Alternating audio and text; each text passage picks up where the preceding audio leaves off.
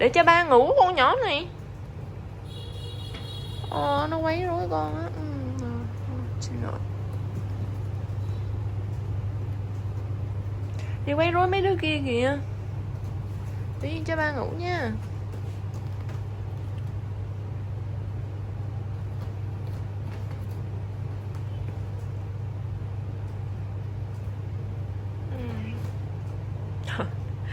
Trượt.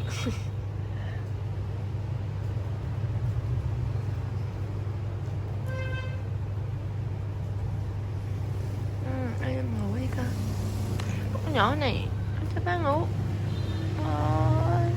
Trời ơi, bỏ đi luôn rồi. Thôi đừng bỏ đi mà, ở đây đi.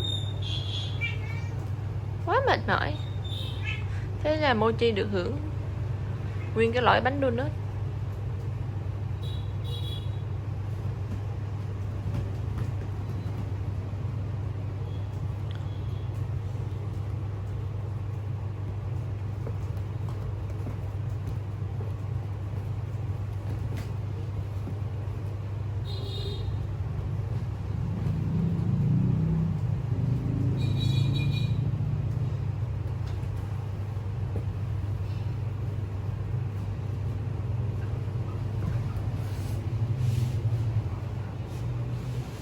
Đi luôn, đi ra ngoài chơi luôn.